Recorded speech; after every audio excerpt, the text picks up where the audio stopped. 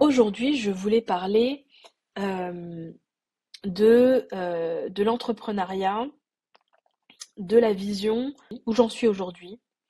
Je voulais faire un petit update parce que ces dernières semaines ont été assez mouvementées et les personnes qui sont autour de moi, voilà, ont pu assister à des changements assez importants euh, et aussi enfin, des conséquences sur moi, sur l'entreprise, qui ne sont pas négligeables et je voulais en parler.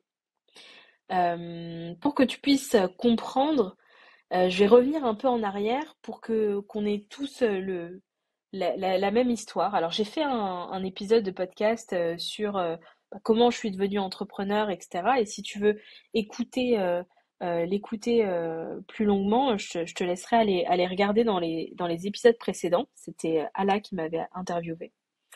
Mais là, je vais faire un condensé. Donc, je suis entrepreneur depuis presque 5 ans. C'est d'ailleurs ce mois-ci, donc ça va faire 5 ans, hein. Je dis presque, mais c'était en mai. Donc, ça va faire 5 ans que je suis entrepreneur. Je suis spécialisée dans la création de contenu pour les entreprises. Donc, j'accompagne les entreprises à créer du contenu sur différents supports. Ça peut être du blog, ça peut être les réseaux sociaux, ça peut être du podcast, ça peut être de la vidéo. J'accompagne sur la stratégie de contenu et je collabore avec des freelances en mode collectif sur tous ces projets et je suis en quelque sorte la chef de projet. Mon rythme, il est assez dense depuis ces 5 ans. Je travaille en général de 9 heures à 21 heures et je travaille souvent le week-end. Quand je travaille pas le week-end, je suis complètement épuisée et je fais pas grand-chose, j'avoue. Je lance de nombreux projets. Alors, il y en a qui aboutissent, il y en a qui aboutissent pas. J'ai beaucoup d'idées. Je teste assez facilement. Je suis quelqu'un qui passe à l'action très rapidement. Donc, je vais pas forcément tout évaluer, etc. C'est-à-dire que j'ai une idée. Je vais quand même, voilà, me poser quelques questions, hein, mais je vais tester. Je suis beaucoup dans l'action, donc du coup, je teste beaucoup de choses. Alors voilà, il y a des projets qui prennent vie comme ce podcast et que je veux absolument développer, etc. et que j'adore. Il y a eu des projets qui n'ont pas abouti. Je me suis pendant ces 5 années aussi découverte manager. Et je t'avoue, c'est pas vraiment le rôle que je préfère dans l'entrepreneuriat.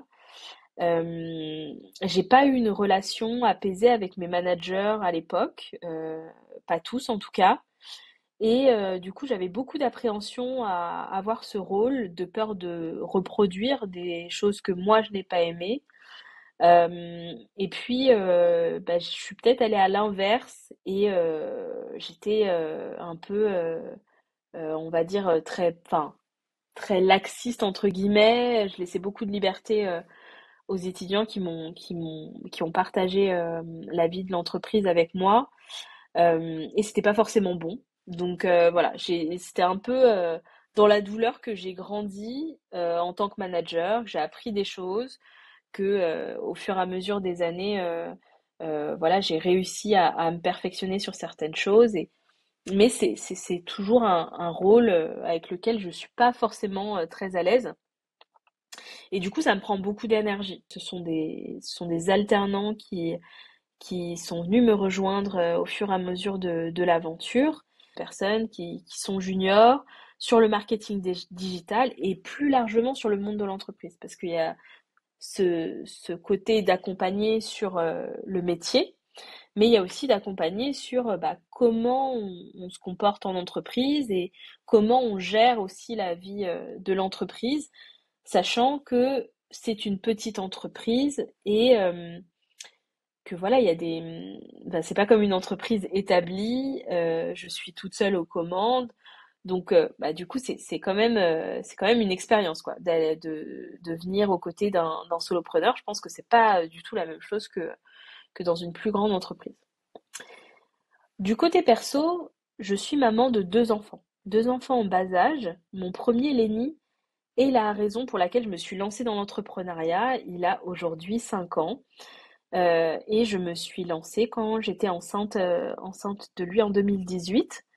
Je l'ai fait, et ça c'est important parce qu'on y reviendra un peu plus tard, mais pourquoi je me suis lancée dans l'entrepreneuriat à ce moment-là, c'est que pendant la grossesse, j'ai eu le temps de réfléchir à ce que je voulais, est-ce que je me sentais bien dans la situation où j'étais, la situation professionnelle où j'étais, et comment j'envisageais le fait d'être mère, etc. Et du coup, je me suis posé la question de, en fait, comment je veux être présente auprès de mon fils. Et j'ai choisi du coup de me lancer en entrepreneuriat. C'était déjà quelque chose auquel je pensais hein, avant, mais là, ça a été le déclic parce que je voulais voilà, passer des temps de qualité avec Lenny et le voir grandir. Et j'en ai d'ailleurs beaucoup profité pendant sa première année. J'ai travaillé avec lui une bonne partie jusqu'à ses 8 mois et après il a été que 2 jours à la crèche et le reste du temps avec moi. Donc j'ai vraiment vraiment profité et c'était magique. Enfin, je regrette pas du tout d'avoir pris cette décision. C'était vraiment top. En 2020, en plein Covid, j'ai mon deuxième fils, Marley. Et là, je suis dans une activité pro assez dense par rapport à mon lancement où, bah là, en plus, il y avait le Pôle emploi, j'avais encore le Pôle emploi, donc je me suis lancée, on va dire, tranquillement, avec le temps que j'avais, sans pression. J'avais pas du tout, mais pas du tout ce stress que j'ai eu par la suite.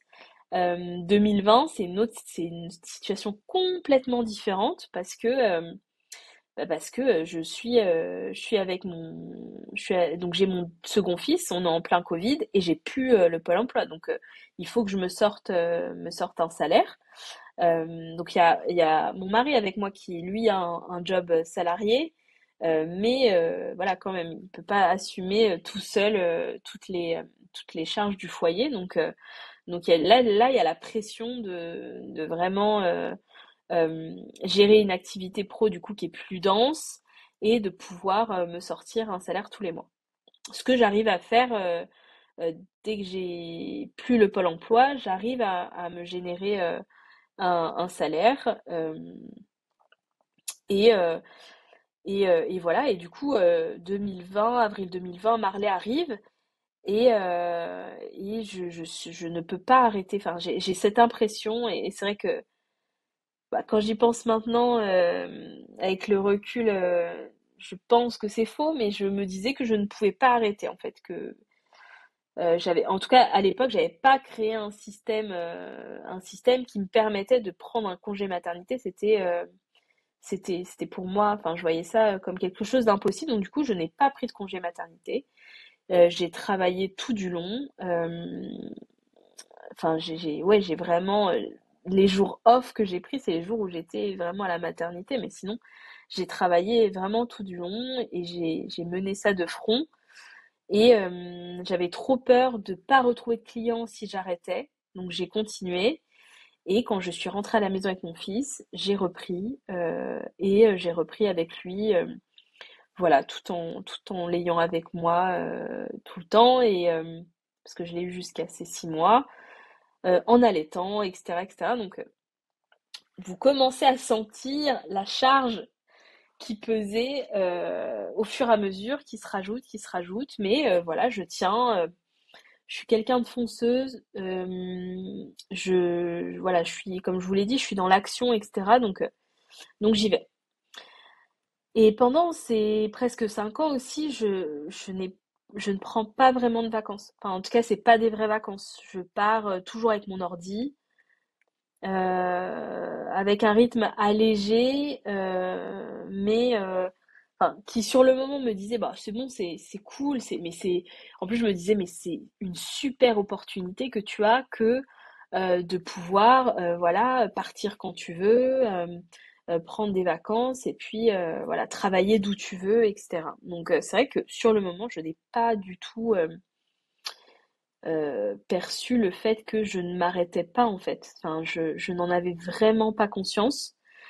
Euh, et début 2021, donc on part avec ma famille en Guadeloupe pendant 3 semaines. Et là, je suis super reconnaissante de ce voyage parce qu'on part 3 semaines, c'est énorme. Avec le décalage horaire, du coup, je travaille le matin et j'ai toute l'après-midi, puisque l'après-midi, du coup, en France, bah, c'était la nuit. J'ai pu travailler comme ça pendant les 3 semaines et j'ai pu profiter des vacances, etc., etc. Mais je ne soupçonnais pas le poids de la charge mentale de tout ça et le fait de ne pas déconnecter. Donc là, je pense qu'à ce moment-là, tu entrevois le déséquilibre qui commence à se créer et le fait qu'il y a une accumulation de choses, bah, de charges en fait mentales dans tout ça. Euh, je n'en ai vraiment pas conscience. D'un côté, parfois, j'en ai conscience que je suis fatiguée, mais je me dis que c'est normal d'être fatigué quand on est entrepreneur, que c'est normal de beaucoup travailler quand on est entrepreneur, que c'est normal de faire des grosses journées, que c'est normal de travailler le week-end. Je vois que je suis fatiguée, mais je, quand mes proches, surtout ma mère, me disaient fais attention, je lui dis oui, oui, je vois bien qu'il faut que je fasse attention. Euh, mais d'un côté, je voyais pas trop comment faire autrement en fait à ce moment-là. Donc du coup, je me suis dit, en fait, j'étais plus dans une optique où en fait, je suis en train de poser une structure qui va me permettre après de pouvoir profiter et d'alléger en fait ma charge de travail et ma charge mentale. J'étais plus dans cette optique-là. Mais je me rends compte aussi énormément que je ne passe pas beaucoup de moments de qualité avec mes enfants parce que quand je suis à la maison, je suis fatiguée, je suis épuisée. Il m'est arrivé, pour être tout à fait honnête avec vous, de rentrer et de faire un espèce de blackout où je m'allonge sur le canapé et je dors. Et en fait, je me souviens même pas de vraiment ce qui s'est passé tellement j'étais épuisée. Donc c'est mon mari qui est le plus avec eux, qui est, voilà, qui les emmène, qui va les chercher, etc. Qui est plus avec eux le week-end, avec ma belle famille aussi. Et ça me pèse. Parce que voilà, je me rends compte très vite, hein, et je culpabilise par rapport à ça. Et en même temps, j'ai l'impression d'être piégée, en fait. C'est vraiment cette image-là. J'ai l'impression d'être piégée parce que je ne vois pas comment faire autrement, faire marche arrière. Euh, je ne vois pas comment alléger. Tout me paraît un peu impossible à changer en fait. Et à ce moment-là, je me dis, il faut que je fasse quelque chose.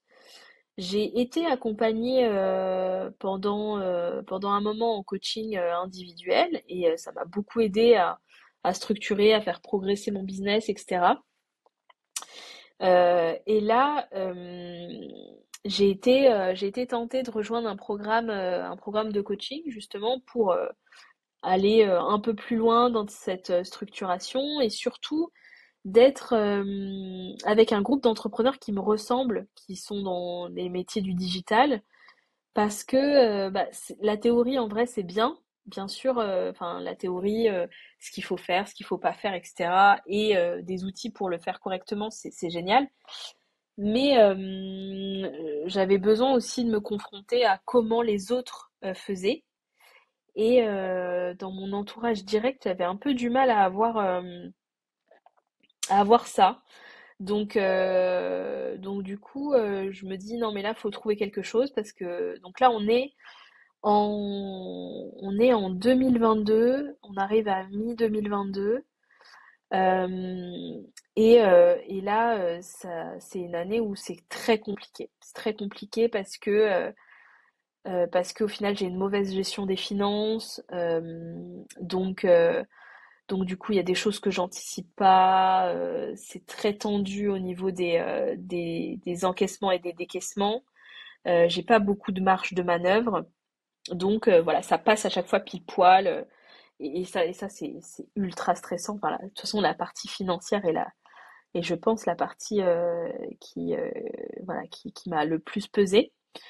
Et puis il y avait une combinaison avec des retards de paiement client ou des paiements à 45 jours fin de mois, enfin des paiements super longs qui ajoutaient en fait à cette fragilité au niveau de la santé financière de l'entreprise. Et après, en parallèle, il y avait cette gestion du temps qui était difficile pour moi. Sur les projets clients, ben, il fallait quand même des projets clients pour ramener du cash. Je pouvais pas tout gérer en direct, donc j'avais vraiment ce mode collectif avec des freelances qui travaillent avec moi sur les projets clients et du coup qu'il faut que je paye. Donc il y avait une histoire de voilà d'argent qui rentre, mais aussi d'argent qui sort et euh, et les alternants aussi. Les alternants qui me prenaient pas mal de temps parce qu'il y avait le temps de formation, toutes les vérifications derrière chaque action, etc. Ça prenait énormément de temps. Et du coup, le temps que je passais avec les clients, les freelances et les alternants, bah du coup, il restait très peu de temps sur la partie développement commercial, développement de l'entreprise, etc. Et j'ai fait du coup le choix de prendre cet accompagnement pour me forcer en fait à placer ce temps et à pouvoir me poser et d'avoir des temps du coup, comme j'étais coachée, j'avais des sessions, etc., collectives et individuelles, et j'avais du temps dans mon agenda pour ces points-là. Et du coup, ça m'a énormément aidé euh, dans la structuration, dans la gestion du temps, et aussi en groupe dans le partage de bonnes pratiques des autres entrepreneurs en fait, et j'ai pu m'inspirer de ce qu'ils faisaient, etc. Et le dernier point qui est crucial et qui je pense a fait tout basculer, c'est le point sur la vision, c'est-à-dire que ça m'a poussé à reposer ma vision et à voir si ce que j'étais en train de faire était en cohérence avec cette vision. Donc ce coaching, c'est le coaching de Pauline Sarda qui s'appelle le 3-6. Et, euh, et en fait, vers la fin de ce coaching, c'est là où je suis arrivée à un point de rupture. Je pense que je ne l'ai pas forcément vu arriver, euh, mais il y a un moment où déjà il y a plusieurs sessions où en coaching j'étais en larmes, etc.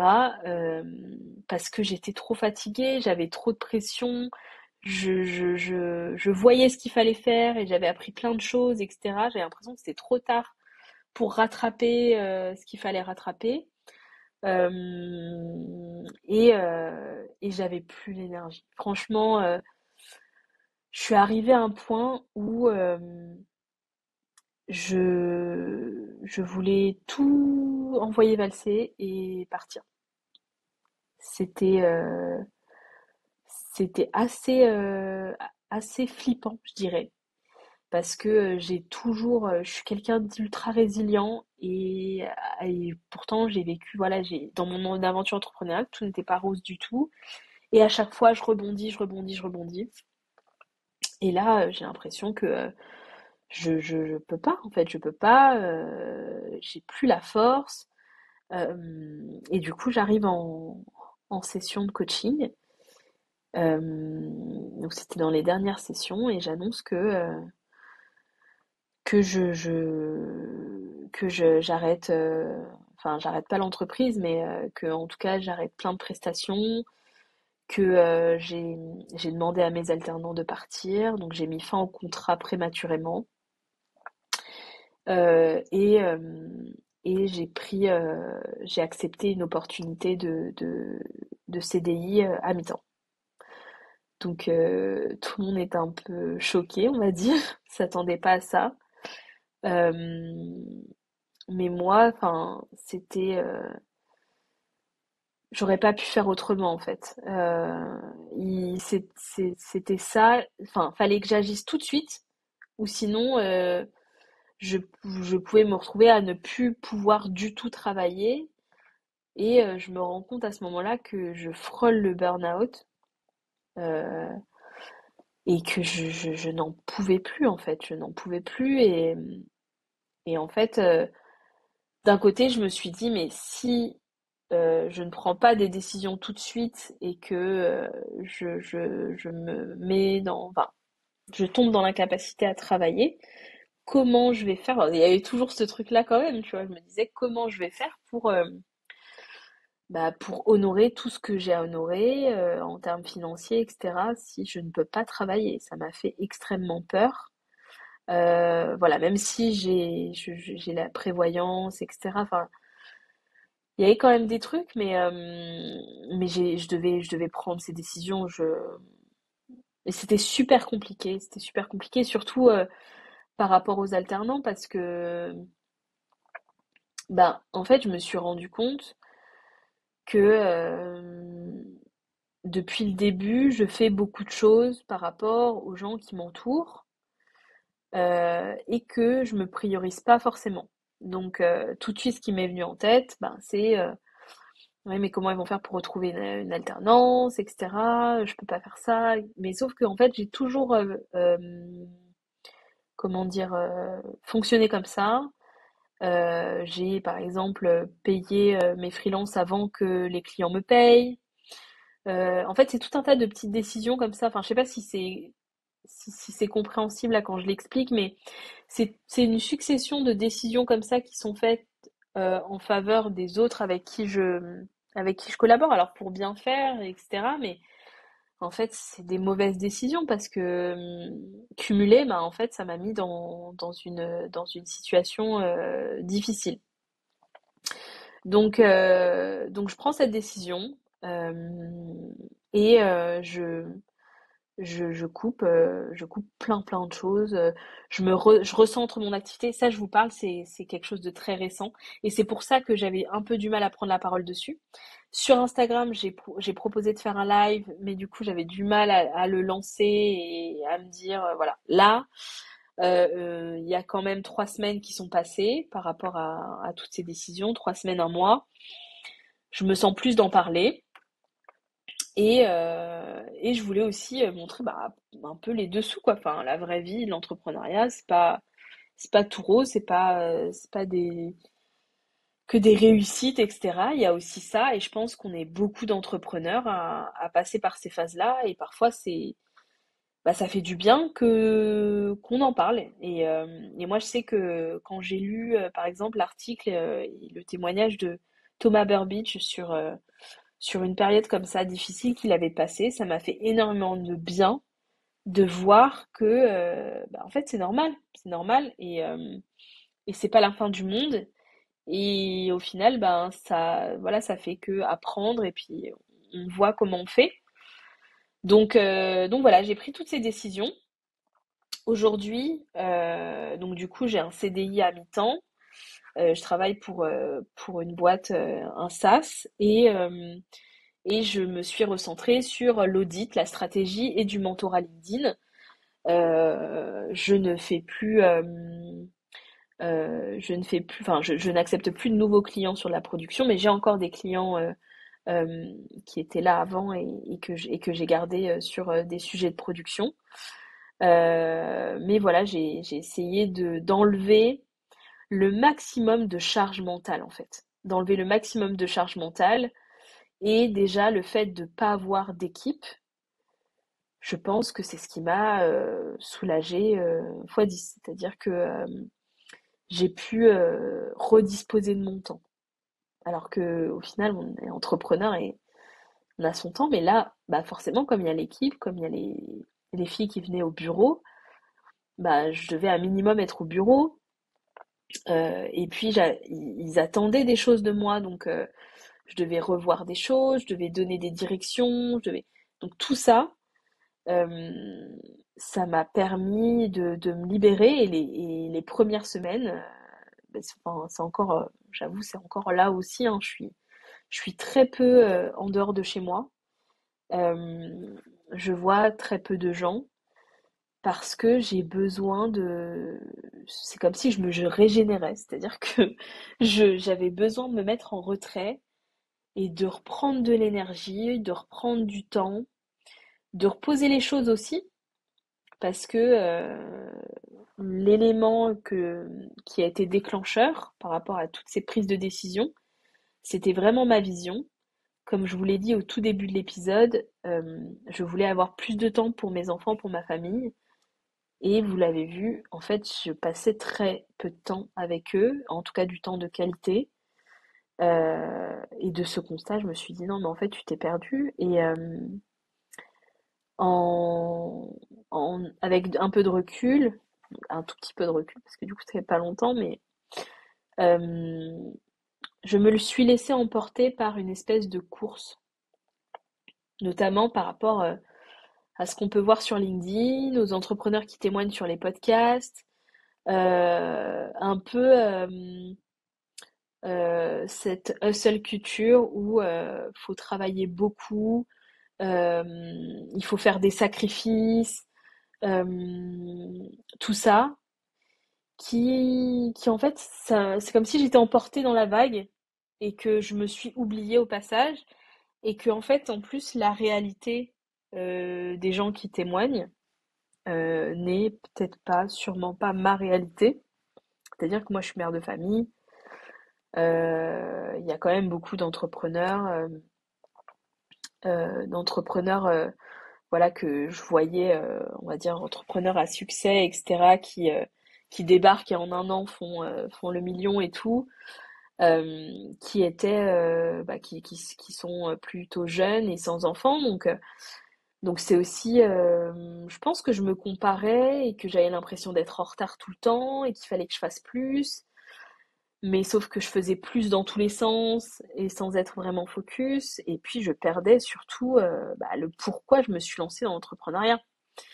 Donc, donc là, ce que j'en retire, et la réflexion que je voulais vous partager, c'était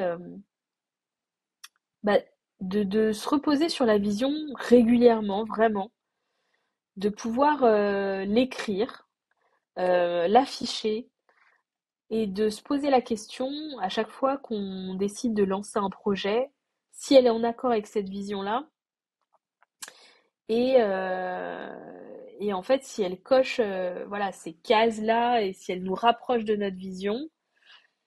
Et le deuxième point, c'est je pense, de créer sa propre vie d'entrepreneur. C'est-à-dire que il n'y a pas une vie d'entrepreneur type.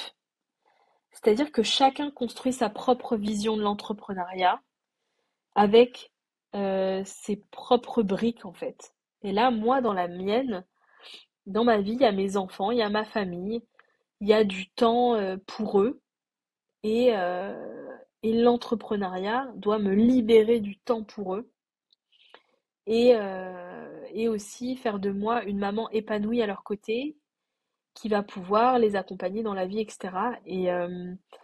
Et en fait, c'est mon rythme d'entrepreneuriat et en fait, il n'y a pas de voilà, il y a pas à suivre qui que ce soit en fait.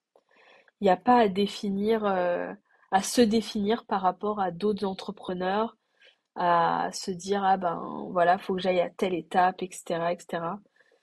Il faut pouvoir se détacher de ça, prendre ce qu'on a à prendre. Si, bien sûr, il y a des enseignements, il y a des apprentissages, enfin, d'autres entrepreneurs qui m'ont fait avancer de fou, c'est sûr. Mais être focus sur sa propre vision. Je suis arrivée fin 2022 en faisant un chiffre d'affaires à 6 chiffres. Souvent, c'est un goal, etc. Et c'en était un pour moi. Mais quand je vois le chiffre d'affaires à 6 chiffres que j'ai eu sans une rentabilité, euh, sans un équilibre vie pro, vie perso, bah, en fait, je dis non. C'est-à-dire que là, je vais privilégier une bonne renta et un équilibre par rapport au temps que je passe dans ma boîte parce que c'est pas du tout ma boîte la priorité, c'est ma boîte qui doit être au service de ma vie. Alors c'est peut-être bateau, hein, mais au final, je l'ai perdu dans tout ça et là je suis en train de me reconnecter à ça. Je suis en train de me reconnecter et puis je me pose plein de questions sur, sur euh, comment je veux la composer, cette vie-là d'entrepreneur, qu'est-ce que j'aime le plus. Et pour l'instant, ça s'oriente vers le podcast, ça s'oriente vers l'animation, vers la rencontre avec les gens. J'ai envie de laisser de la place à ça parce que ça, c'est quelque chose qui me nourrit, c'est quelque chose qui me donne de la joie, beaucoup d'amour. C'est vraiment un sujet qui m'anime. C'est-à-dire que d'être animatrice de ce genre d'émissions, de podcasts, et d'interviewer des gens, de m'intéresser à eux, de leur donner de la lumière, de mettre en valeur des super projets, des super trajectoires, des super choix de vie. C'est quelque chose que j'adore et du coup là je suis en train de, voilà, de réfléchir à comment ça pourrait voilà, devenir une réalité pour moi. Donc j'arrive à la fin de ce que je voulais partager. Alors les épisodes solo, je voulais que ce soit plus court, du style 15 minutes, etc. Mais je vois que je suis au double. Bah écoutez, j'ai partagé en tout cas ce que j'avais envie de vous partager aujourd'hui et voilà, j'espère que ça résonne et que ça vous apporte quelque chose. En tout cas, moi, j'ai pu déposer ce que j'avais à déposer ici dans mon petit espace de podcast et tout ce que je vous souhaite, c'est de rester aligné avec la vie que vous voulez mener et voilà, et on avance ensemble. Je vous souhaite une belle journée. Ciao!